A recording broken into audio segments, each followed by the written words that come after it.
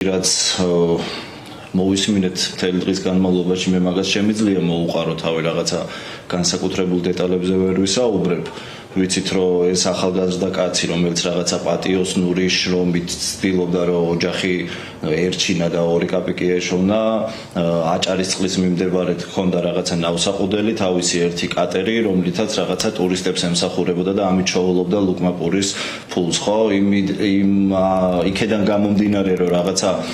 ეს კატერი არ დაეზიანებიათ თუ ნავსაყუდელი არ დაეზიანებიათ თუ არ მოეპარათ ეს კატერი მას უწევდა ამავდროულად რომ იქვე გაეთენებია ახლო ღამე და საკუთარ მანქანაში ეძინა თუ ათენებდა ღამეს ასე რომ თქვათ ისიც გაირკვა როგორც რაღაცა წყაროები ამბობენ დაზუსტებით ვერაფერს ვიტყვით ჯერ სანამ გამოძიება არ დასრულდება და თან როგორ დასრულდება არ ვიცით ხო ისიც გაირკვა რომ რაღაცა ქურდული სამყაროს წარმომადგენლები როგორც ხდება ხოლმე და აჭარაში ეს 1 და 2 შემთხვევა არაა ხო მას ესაუბრნენ მოთხოვეს ჯერ ის რომ რაღაცა ნავსაყუდელი მათთვის დაეთმოდა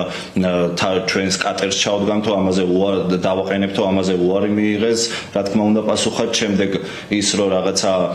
წილში ჩაუჯდებითო რასაც ისოვი უნდა გაგვიყო თუ ასე შემდეგ ესეც არ არის ახალი ამბავი ჩვენთვის ხო ხშირად ხდება ამაზეც მიიღო უარი ეს დაახლოებით როგორც რაღაცა მოსახლეობა თუ ახლობლები საუბრობენ და როგორც გავრცელდა ადგილობრივი მედიების საშუალებით თვენახევრის წინ მომხდარა ეს ამბავი და ეხლა მიდის საუბარი იმაზე რომ რაღაცა ამ ყველაფერზე უარის თქმიდან გამომდინარე ანგარიშ სწორების მიზნით მოხდა ყოველ შემთხვევაში ეს არის ავტომატით ჩაცხრილვის ფაქტი პირველადი ვერსიითაც ხომ რაც ჩანს და შემდეგ ამ ჩაცხრილული ცხედრიანი ავტომანქანა გადაგდებულია წყალში ხომ აი ასეთი სურათია რაც ჩვენ თვალწინ არის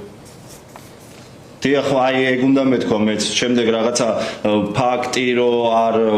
მალე არ აღმოჩენილიყო ან საერთოდ არ აღმოჩენილიყო აქედან გამომდინარე მანქანაც რაღაცა მდინარეში გადაუგდიათ ქვაზე შემოკავდაო ასეთი ვერსია იყო და რაღაცა ბოლომდე წყლით არ დაიფარა ეს მანქანა და რაღაცა მალევე დილით უკვე აღმოაჩინეს როგორც მანქანა ასევე შიგმყოფი გარდაცვლილი სამწუხარო თორე იქ რომ წყლით დაფარვა მომხდარიყო შეიძლება დღეს უბრალოდ სამძებრო სამუშაოები დაწყებულიყო რა ვიცი გამქრალი ადამიანის შეიძლება ვიკითხო რამდენად ხშირად გესმით მსგავსი ფაქტების შესახებ ახლა ჩვენ რა თქმა უნდა დიდ სურათს უყურებთ თვალსაჩინოა რომ კრიმინალი წახალისებულია ქვეყანაში სხვადასხვა მიმართულებით ამ სიტყვის სრული მნიშვნელობით წახალისება არის ის რომ თუნდაც პოლიტიკური ნიშნით კუჩის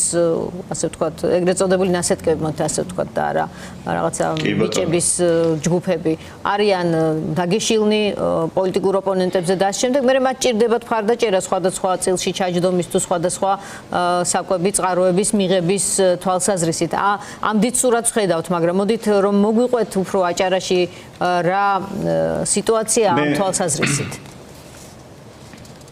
მე მესმის რომ კითხვა რიტორიკულია, იმიტომ რომ ამ თემებს თქვენ გადაცემებს ხშირად უყურებთ და ამუშავებთ ამ თემებს და ხშირად მსგავსი ფაქტები გაგიშუქებიათ. ხო, აჭარა განსაკუთრებულია ამ მხრივ, გამომდინარე იქედან რომ რაღაცა აჭარა ტურისტული რეგიონია, ბათუმი ტურისტული ქალაქია, საპორტო ქალაქია, დიდი ფული ტრიალებს, ბიზნესის დაწყების საშუალება აქვს პატიოსან ადამიანებს, მაგრამ ამის შესაძლებლობას არ აძლევს არაპატიოსანი ხელისუფლება. რა ვიცი, ბათუმში სეზონზე მაგალითად ზღვაზე პარაშუტი რო გააფრინო იქ ქურდული სამყაროს წარმომადგენელი მოვა და რაღაცა წილში ჩაჯდომას მოითხოვს და ასე ხდება ყველა სფეროში რა ვიცი აფთიაქები იქნება თუ სხვადასხვა ბიზნეს სფეროები ეს ახალი ამბავი არ არის ჩვენთვის და ადამ პოლიტიკა რო ერთი წამით დიახ პოლიტიკა გვერდით რომ გადავდოთ სწორედ ეს მინდოდა რომ მეკითხა ვერ გავიგე უკაცრავად. დიახ, სწორედ ეს მინდოდა მეკითხა, თქვათ პოლიტიკა გადავდეთ გვერდით. ეს ფონი როგორ აისახება, თქვათ, კრიმინალის გააქტიურებაზე და ზოგადად კრიმინალური ავტორიტეტების გააქტიურებაზე ქვეყანაში, რომელიც მაინც საბოლოო ჯამში მიდის პოლიტიკასთან, მინაიდან მათი საშუალებით მოქმედი ხელისუფლება, დე ფაქტო ხელისუფლება კონკრეტულ სარგებელს ნახულობს. გავიგე პოლიტიკა როგვერდით გადავდოთ იმის თქმა მინდოდა რომ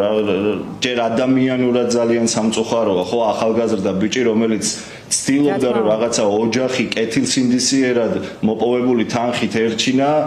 მივიდა იქამდე რომ რაღაცა ჯერ ქურდული სამყარო დაეჯახა არასწორი ნათქვამია და შემდეგ რაღაცა ამ უსამართლობაში რომელიც სუფევს ჩვენს ქვეყანაში ეგრეთ წოდებული ხელისუფლების დამსახურებით მოხდა ის სამწუხარო ფაქტი რაც მოხდა, ხო? და იმაზე ვსაუბრობდი რომ რაღაცა ბიზნესი თავიდან ბოლომდე ხა აჭარაში ვართ და 7 წლის განმავლობაში თორნიკე რიჟვაძე იყო აჭარის მთავრობის თავმჯდომარე და ბიზნესთან დიდი შეხება ჰქონდა, რა თქმა უნდა, ასევე როგორც ქურდულ სამყაროსთან. მასთან რაღაცა ყავდა და ყავს ხელისუფლება აჭარაში და საქართველოს მასშტაბით, რა თქმა უნდა, რომელიც მხოლოდ და მხოლოდ საკუთარ და რაღაცა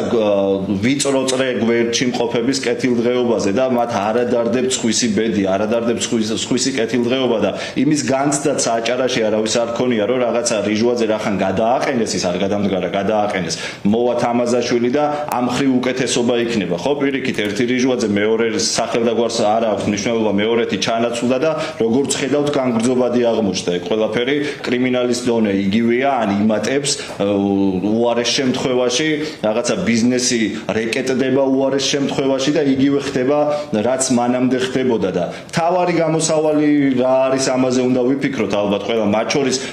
პოლიციაზე როცა ვსაუბრობთ, ხო პოლიცია რითია დაკავებული. მიუხედავად იმისა, რომ რაღაცა მსგავსი საქმეები გამოიძიონ და გახსნან, ამის მაგივრად დაკავებული არიან იმით, რომ რაღაცა აქციაზე მყოფი ადამიანები დაარბიონ და ხო დედაქალაქში განსაკუთრებით იყო დედაქალაქი ეპიცენტრი, თუმცა ბათუმშიც მოგეხსენებათ, ხო რა ხდებოდა მზია ამაღლობელი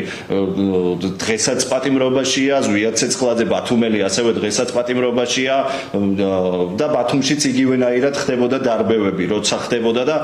როცა ამის შანსი მიეცემათ, ისევ ამას გააკეთებენ. ამიტომ გამოსავალზე როცა ვსაუბრობთ, მარტივია, პასუხისმგებლობა მოდის ჩვენზე, პარტიებზე, მოდის, რა ვიცი, ყველა მოქალაქეზე, რომ უნდა შევეცადოთ, რომ ეს მოცემულობა შევცვალოთ. შეიძლება მოგწონდეს ოპოზიციაში რომელიმე პარტია ან არ მოგწონდეს, მაგრამ გამორიცხულია მოგწონდეს ის მოცემულობა, რაც დღეს ჩვენს ქვეყანაში სუფევს და გამორიცხულია მოგწონდეს მით უმეტეს, რაც ჩვენს რეგიონში აჭარაში სუფევს. ხო, ამიტომ დიახ, დაასრულეთ წინადადება და ხო და დაგემშვიდობებით არ მინდოდა შეწყვეტინება. ხო, გამორიცხულია ეს მოცემულობა რომ მოგწონდეს, რა თქმა უნდა და ყველაფერი უნდა გავაკეთოთ, ყველაზე მოდის ეს პასუხისმგებლობა განსაკუთრებით ჩვენზე, პარტიის წევრებზე, რომ ეს მოცემულობა შევცვალოთ და მომავალში მსგავსი უსამართლობა ამ ქვეყანაში აღარ სუფევდეს. და კიდევ ერთხელ ვიზიარებ მწუხარებას როგორც რეგიონის, ასევე ოჯახის წევრების, რა თქმა უნდა. მადლობა, ვერთდებით ამ მწუხარებას ბუნებრივია